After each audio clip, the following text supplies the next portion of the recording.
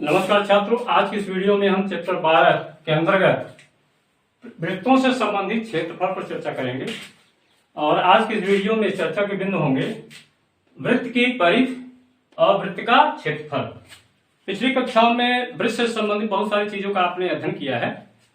यहाँ पर आइए हम वृत्त की परिभाषा थोड़ा देना चाहेंगे, रिकॉल करना चाहेंगे, रिवाइज करना चाहेंगे। एक्चुअल में वृत्त क्या है? एक समतलीय आकृति है। आप यहाँ देख रहे हैं, यहाँ पर ये समतल है। समतल में एक बिंदु हमने ले लिया O और एक स्थिर बिंदु है, अपने स्थान पर कायम रहेगा। और इस बिंदु को घेरे हुए, जरा देखिए, बिंदुओं का समूह है, ये घेरे हुए हैं। और बिंदुओं को, जो ये बिंदु बैठे हुए हैं, इस स्थिर बिंदु से समान दूरी पर है।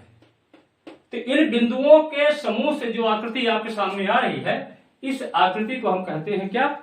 वृत्त कहा जाता है। कैसे परिभाषित करेंगे? समतल में वृत्त बिंदुओं का वह समूह होता है जिनकी एक स्थिर बिंदु से स्थिर दूरी होती है, या समतल में वृत्त बिंदुओं का वह समूह होता है जो एक स्थिर बिंदु से स्थिर दूरी पर होते हैं, या समान दूरी पर होते हैं, या बराबर दूरी पर होते हैं। यहां पर जो स्थिर बिंदु होता है, इसको वृत्त का केंद्र कहा जाता है। और जो स्थिर दूरी होती है, उसे कहा जाता है वृत्त की त्रिज्या। और वृत्त की त्रिज्या का संकेत क्या है? R होता है। और वृत्त की त्रिज्या का डबल कर दीजिए, इसको आगे बढ़ाते हुए यहां तक आइए, ये बन गया क्या? आपका व्यास। तो यहां पर ए भी व्यास है, तो व्यास त्रिज्या का क्या होता है? दुगुना होता है। यानी यहां कह सकते हैं व्यास बराबर होता है 2 गुणे त्रिज्या। संकेत का सहारा ले लें। व्यास को यदि हम d से व्यक्त करें तो ये हो जाएगा 2r। उल्टा यदि ऐसा कहें, त्रिज्या क्या होता है? जो त्रिज्या होता है वो व्यास का आधा होता है, व्यास बटे 2। संकेत में r बराबर हो जाएगा d बटे 2। तो ये व्यास और वृत्त की त्रिज्या में संबंध होता है। वृत्त की परिधि क्या होती है? यहां पर जरा देखिए, वृत्त पर एक बिंदु है और यहां से इस जो ये पथ है, इस पथ पर आप चलते हुए एक चक्कर पूरा कर लीजिए। यानी ए से प्रारंभ करिए और चलते हुए ए पर आ जाइए। तो ऐसा करने में जितनी दूरी तय की जाती है उसे हम कहते हैं वृत्त की संपूर्ण लंबाई। अब वृत्त की संपूर्ण लंबाई को कहा जाता है वृत्त का परिमाप। अब वृत्त के परिमाप को ही हम कहते हैं वृत्त की परिधि। तो वृत्त की परिधि की परिभाषा कैसे बनेगी? हम कहेंगे कि किसी वृत्त की संपूर्ण लंबाई को उस वृत्त की परिधि कहते हैं, या ऐसा भी कर सकते हैं किसी वृत्त के परिमाप को उस वृत्त की परिधि कहते हैं। तो ये जो लंबाई है पूरी, इसे हम कहते हैं वृत्त की परिधि। अब प्रश्न उठता है कि यदि त्रिज्या आपको मालूम हो तो वृत्त की परिधि हम कैसे ज्ञात करेंगे? तो इसके पीछे की एक लंबी कहानी है।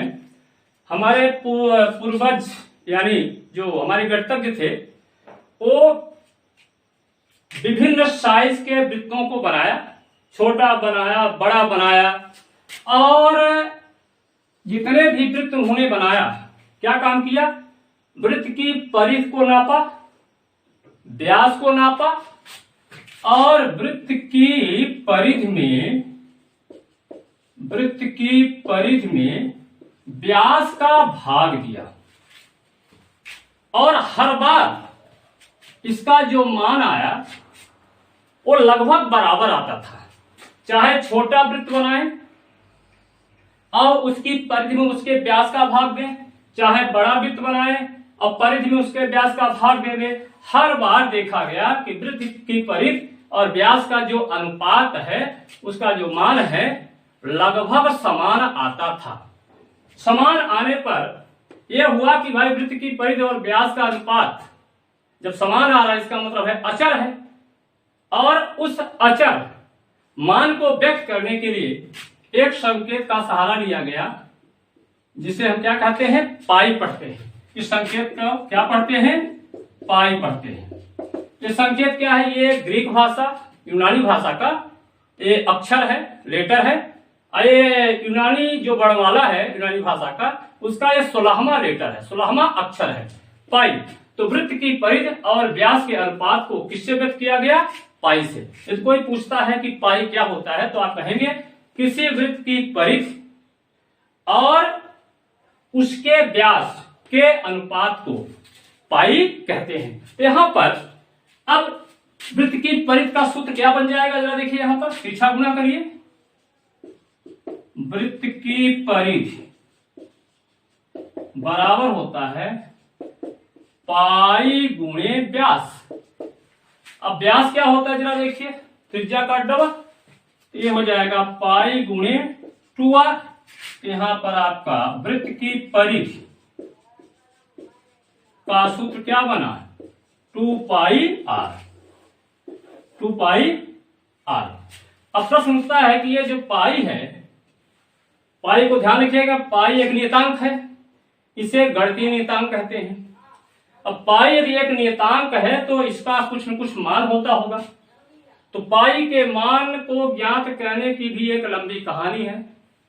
अलग अलग गणितज्ञों ने पाई का मान अपने अपने स्तर पे अलग अलग निकाला, लेकिन सभी मान लगभग एक दूसरे के नजदीक थे। अब यहां पर पाई का जो प्रारंभिक मान निकाला गया, मैं आपको बता दूं, 3 निकाला गया था। और किस आधार पर निकाला गया था आप जानते हैं, हम आपको बताएंगे फिलहाल। वृत्त के क्षेत्रफल का सूत्र क्या होता है? पाई r स्क्वायर। तो वृत्त के क्षेत्रफल का जो सूत्र पाई r स्क्वायर होता है, तो वृत्त के क्षेत्रफल को निकालने का एक अलग, चूंकि पाई का मान तो मालूम नहीं था, लगभग मान मालूम था, तो यह हुआ कि पाई का मान होता क्या है। तो वृत्त के क्षेत्रफल की सहायता से पाई का मान निकालने का प्रयास किया गया। तो जब क्षेत्रफल के आधार पर पाई का मान निकाला गया तो पाई का जो पहला मान है वो कितना आया? 3 निकाला गया था, लगभग मान। इसके बाद फिर पाई का मान कुछ लोगों ने कितना निकाला? 3.125 निकाला। फिर कुछ गणितज्ञों ने पाई का मान निकाला 3.1605 भी निकाला गया। लेकिन फिर भी पाई, चूंकि ये पाई के एक्चुअल मान नहीं है, ये सब सन्निकट मान है, निकटतम मान है, पाई के नजदीक मान है। फिर पाई का मान हमारे जो भारतीय गणितज्ञ थे, हालांकि इसके पहले मैं आपको बता दूं, आर्किमिडीज जो एक महान गणितज्ञ थे, उन्होंने भी पाई का मान निकाला और उन्होंने कहा पाई का जो मान होता है वो 31/7 और 310/71 के बीच होता है। आर्किमिडीज ने बताया था। लेकिन भारतीय गणितज्ञ हमारे जो आर्यभट्ट साहब थे, उन्होंने पाई का मान निकाला था 3.1416। जो आज हम व्यवहारिक कार्यों में पाई का लगभग मान लेते हैं 3.14, उसके बहुत करीब है। इसके बाद एक विलियम जोन्स नाम के गणितज्ञ थे, उन्होंने पाई का मान निकाला और उनके द्वारा पाई का मान निकाला गया 3.14159, दशमलव के 5 स्थानों तक निकाला गया। और ये जो आर्यभट्ट साहब ने निकाला था, एक्चुअल में 2 संख्याओं के द्वारा निकाला गया था। एक था क्या? 62,832/20,000। एक्चुअल में उन्होंने क्या किया था, परिधि को नापा था और ये डायमीटर था, व्यास था, उसमें इसका भाग दिया था और भाग देने के बाद कितना आया था? 3.1416 के आसपास है। इसका मान लगभग इतना आता है। इस प्रकार से पाई के मान की कहानी इस प्रकार से होती है। एक चीज और आपको बता दूं, श्रीनिवास रामानुजन जो एक प्रतिभाशाली भारतीय गणितज्ञ थे, उनकी एक सर्वसमीका थी। उस सर्वसमीका का इस्तेमाल करके गणितज्ञों ने दशमलव के लाखों स्थानों तक पाई का मान निकाला, लाखों स्थानों तक पाई का मान निकाला। इसका मतलब ये हुआ कि ये जो पाई है का मान हम लेते हैं, पाई का मान कितना लेते हैं? पाई का मान हम लेते हैं अपने व्यवहारिक कार्यों में कैलकुलेशन के लिए, गणना के लिए 3.14 या इसका मान लिया जाता है कितना? 22/7 हम लेते हैं। आज हम यूज करते हैं और यही मान के हम चलते हैं।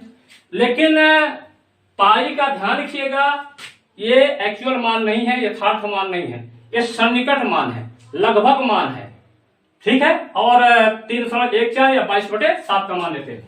एक्चुअल में जो पाई है ना, वो परिमेय संख्या नहीं है। पाई हमारी कैसी संख्या है?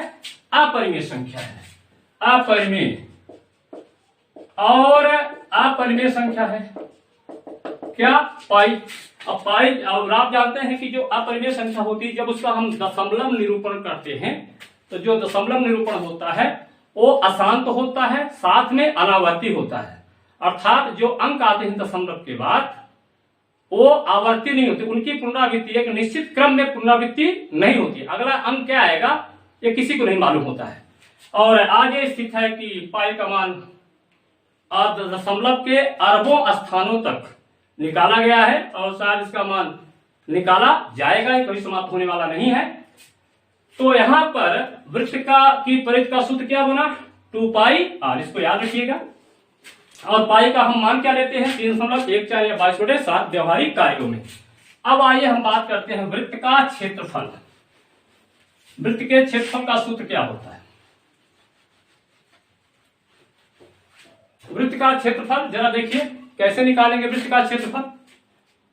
यहां पर एक वृत्त बना हुआ है, जरा देखिए, और यहां पर ये त्रिज्यखंड दिखाई दे रहे हैं। त्रिज्यखंड क्या होता है जरा बता दें। यहां पर वृत्त का सेंटर है, यह एक त्रिज्या है, एक त्रिज्या और ले लीजिए, और इन दोनों त्रिज्याओं के संगत ये हमारा चाप हुआ AB।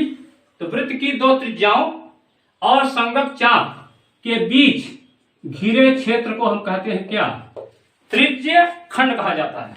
तो जब यह त्रिज्य खंड है तो ये भी एरिया जो है इधर वाली एरिया है ये भी तो त्रिज्य खंड होगी, क्योंकि ये भी तो चाप है और ये दो त्रिज्याएं हैं। हाँ ध्यान रखिएगा, इसको कहते हैं लघु दीर्घखंड त्रिज्य खंड, और इसको कहते हैं क्या, दीर्घ त्रिज्य खंड। तो ये हमारा क्या हुआ है, एक लघु त्रिज्य खंड है। यहाँ पर देखिए वृत्त का क्षेत्रफल निकालने के लिए वृत्त को छोटे छोटे त्रिज्य खंडों में विभाजित किया गया। यहाँ पर 16 त्रिज्य खंडों में विभाजित किया गया है।